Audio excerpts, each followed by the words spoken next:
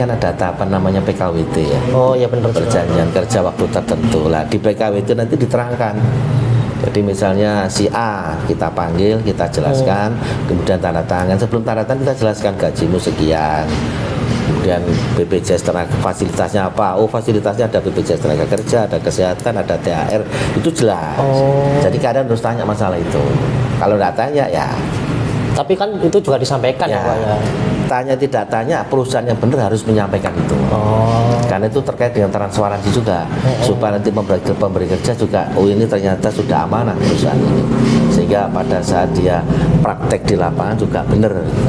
4 diberikan karyawan, yang 4 diberikan karyawan, bukan 3 atau 2. Ini penting ya buat teman-teman ya, supaya teman-teman itu nggak asal tiba-tiba masuk ya Pak di perusahaan outsourcing ya Pak ya. Tapi harus kritis juga, mau tanya-tanya. Nggak cuma iya gitu saja.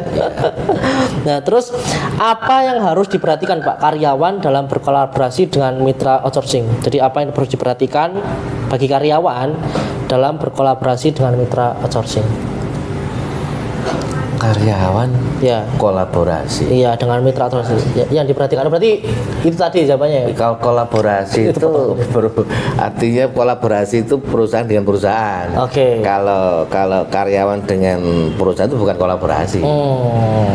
Apa semua perusahaan memakai jasa outsourcing Pak? Apa perusahaan semua memakai jasa outsourcing Pak? Kalau kita ngikuti aturan pemerintah, iya.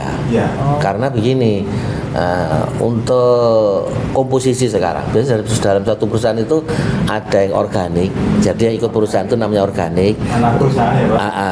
Ada yang outsourcing. Nah, biasanya outsourcing itu yang non skill. Kalau yang organik itu seperti tenaga akunting, jadi kasir, bendara dan sejenisnya itu masuk organik. Lah yang diproduksi lebih cenderung ke outsourcing.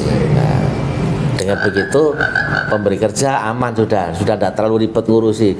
Pokoknya pemberi kerja wis akuruh, ini satu karyawan gajinya 4 juta misalnya. Itu nanti outsourcing akan berdiskusi dengan HRD-nya pemberi kerja, berapa ini RAB yang benar, rancangan yang benar gimana, gaji pokoknya berapa, THR-nya berapa, itu nanti ada semacam ada kesepakatan. Manajemen fee-nya berapa. Jadi perusahaan outsourcing yang benar itu cuma makannya dari jasa manajemen fee aja. Tidak diperkenankan ngambil misalnya motong uang makan atau motong seragam, tidak dibenarkan seperti itu. Oke. Terus apa Pak tips agar hubungan antara perusahaan dan mitra outsourcing itu bisa berjalan lancar? Ada nggak tipsnya Pak? Ya tipsnya bahwa perusahaan outsourcing itu harus amanah. Amanah, menjalankan sesuai yang diminta daripada pemberi kerja. Itu aja. Kalau kita tidak amanah ya paling setahun tutup, nggak akan dipakai lagi.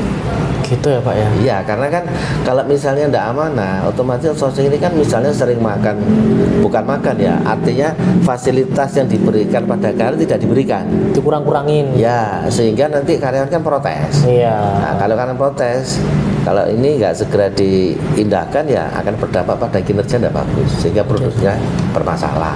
Apalagi perusahaan-perusahaan asing, bahaya masalah itu. Oke, jadi kira-kira apa Pak pesan dan kesannya buat teman-teman atau mungkin buat perusahaan yang mau bergabung dengan perusahaan outsourcing? Ya, kalau saya punya gambaran, artinya perusahaan pemberi kerja atau user itu sebaiknya mencari mitra outsourcing yang lebih dekat dengan lokasi perusahaan itu. Karena apa? Nanti kalau terjadi masalah, negurnya gampang. Contohnya misalnya perusahaannya di Pandaan, jangan sampai ngambil outsourcing yang lokasinya di terlalu jauh. Ya, di Surabaya atau di Gresik. Sehingga kalau ada tegur-teguran sulit untuk bisa quick responnya. Jumpanya juga, ketemunya. Gitu. Nah, pun pula nanti kalau perusahaan outsourcingnya ada di ring 1, itu nanti dalam mengelola tenaga kerja juga enak. Kalau misalnya tenaga kerjanya ada komplain ya, langsung. Gitu loh itu. Tapi kalau jauh, wah ini banyak alasan. Oke, itu kalau dari segi perusahaan. Kalau dari segi karyawan ya Pak? Ya tadi sampaikan kalau dari sisi karyawan, selama karyawan ini dia tahu hak dan kewajibannya, itu nyaman.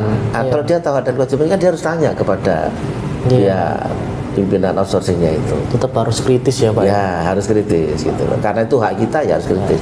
Karena kita punya kewajiban sudah kita selesaikan. Iya, atau mungkin sebelum mau masuk perusahaan outsourcing ya pelajari dulu ya Pak ya perusahaannya. Pelajari gitu. Terus sering tanya-tanya sama orang-orang yang terkait dengan perusahaan tersebut. Oke, mungkin itu aja teman-teman yang bisa kita sampaikan. Semoga bermanfaat dengan Pak Hartono. Terima kasih ya Pak sudah datang di tempat kita. Jadi untuk teman-teman yang pengen request mengenai narasumber, kalian bisa langsung aja komentar di bawah atau mungkin ya hubungin kita untuk gabung juga di grup Kreator Pandahan di nomor ini. Oke, mungkin sekian itu. Bisa komen. Ya kalau belum jelas juga bisa komentar, nanti bakal dibantu bahas ya Pak ya. Pak Hartono. Mungkin ada pesan terakhir Pak dari Pak Hartono apa nih Pak? Mungkin. Apa ada pesan terakhir ya Pak? Bukan mengenai outsourcing, mungkin yang lain juga nggak apa-apa. Ya pesan saya kalau misalnya nanti ada misalnya calon-calon pengusaha yang ingin mengendaki buka usaha apa outsourcing, kita sanggup melayani, kita sanggup membantu. Dari PT Pak Hartono ya. Apa Pak boleh sebutkan? Kalau saya sudah kami laksanakan itu satu PT Sukses Jantara Triguna, juga ada PT Maju Seneng Sejahtera, juga ada CV Kurniawan Maju Makmur, ada juga CV Maju Seneng. Melayani di area mana Pak? Di area mana? Semuanya di area hampir Jawa Timur ya. Nggak ada di Sidoarjo, ada di Pacitan, Tuban, Probolinggo, Pasuruan. Jadi yang di jauh-jauh itu lebih ke sektor pemerintahan ya. Oh itu. Ya mungkin dari tokoh-tokoh muda yang punya dana mungkin bingung akan buka usaha, kami sanggup siap untuk membantu memfasilitasi. Ya. Silakan hubungi di. Kita kasih nomor di sini ya teman-teman ya, nomornya Pak Hartono ya. Oke, siap. Jadi mungkin aja video kita kali ini. Jangan lupa untuk klik like, subscribe dan juga komentar di bawah. Thank you, sampai jumpa di video selanjutnya.